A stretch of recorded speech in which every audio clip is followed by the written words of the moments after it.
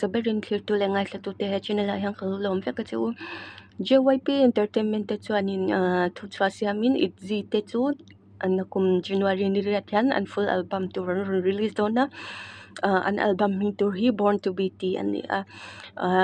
an album ti chuama an pre-release single tur hi Mr. Vampire ti ni January ni hian a ron chuak don ani an album tracklist en hian an tracklist hianin single an mani individual single le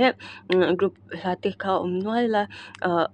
single hi individual single an album an tum ka tan turani a nga hlel hle ni adot le chuanin BTS members RM Jimin V le Jungkook te chu an in military an lut ve to dona heta hianin RM le V hi an schedule zeroin an hun nei dan zirin an lut dona V hi December ni som pakati tin zone ni tin Jungkook le Jimin hi an lut rual don ni chu ti rual chan big hit music te hianin thu chwa siamin he an enlistment tura hianin fans te kallo sham se achan chu het he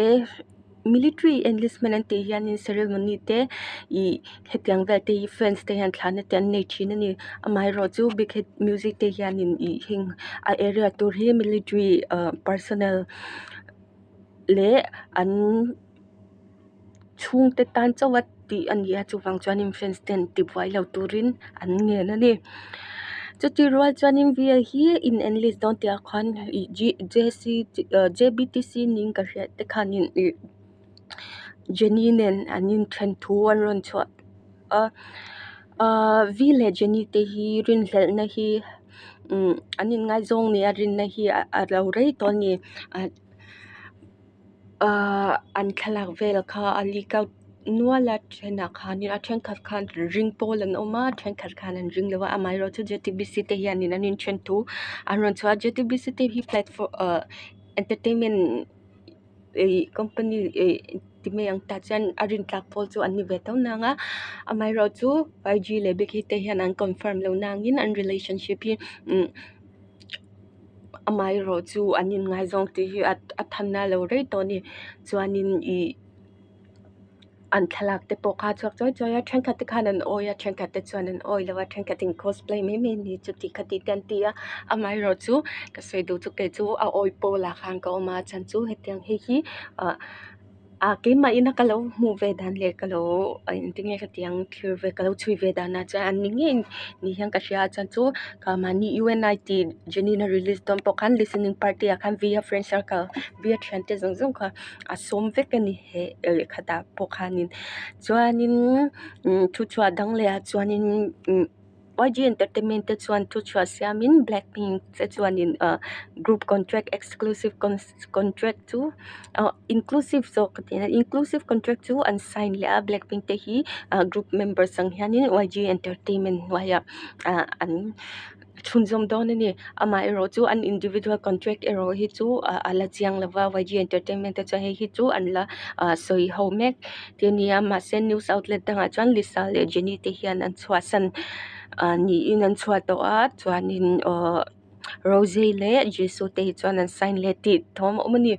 tin chu mai baka chuanin in Blackpink te chu impactful fashion influencers top 10 an langkim veka hetan ron thu a hianin Jennie hi khawvela influencer number 2 ania Rose hi number 4 Jisoo number 5 Lisa hi 7 na omani heta hianin he source heta hianin Lisa kan huang hianin he influencer top 10 Lisa number 1 hi Kim Kardashian ania ani hianin het upload chwa hi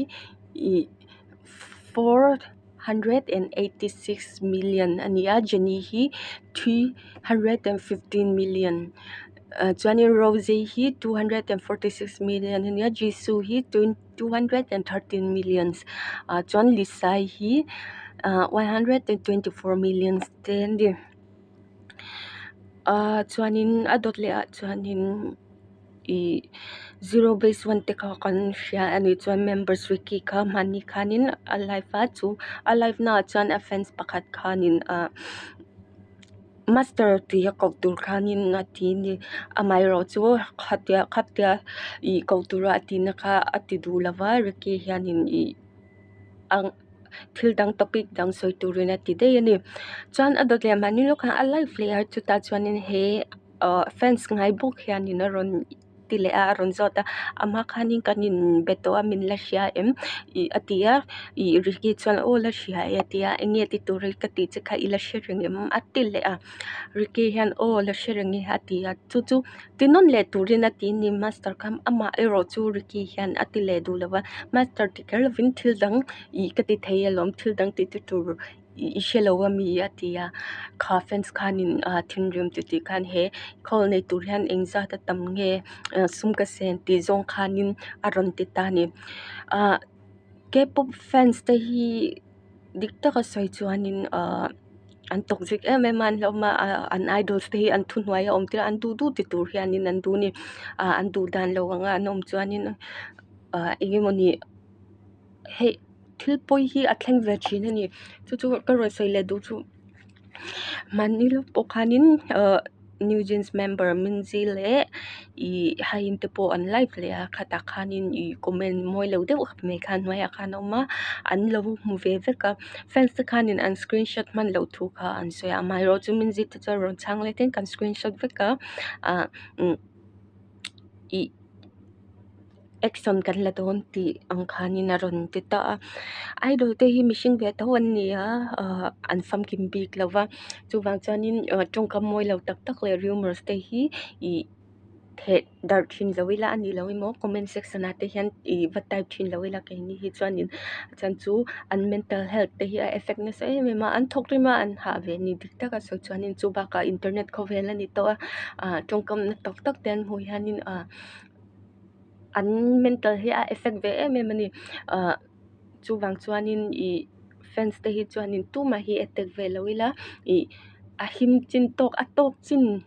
inthen ka soyang kan idols te hi ngai san dan tok chin le an hau dan tok chin hi shat a tha ma kan boundary hi pelo shamila ti kha karon soi lang du bokani chu tiang bokin kha kan share to chu BTS village Jennie ni kum mami an ngai jong ti thot anga ron chwa po khanin tam tak chu Jennie Instagram man vakala a comment section ka an bully na sa ni entika man ngai zon ve lo turte ania hengti a thalo ma mishing le mani mishing puite hi tinat lo sham hi tumila ni kan lo lo de zong ani mo kan ngai sang lo ani chuanin ani yam mela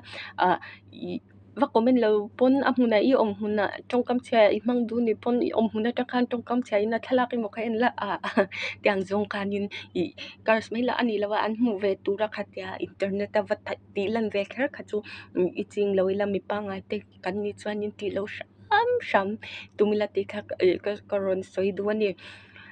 chuanin he channel ha hian news toite te le a sei do entinge ka soyang soi jaw na te po karon ne tin do na khong ei takin he channel hi min lo like saka min lo subscribe sak sham turin kangen ka che u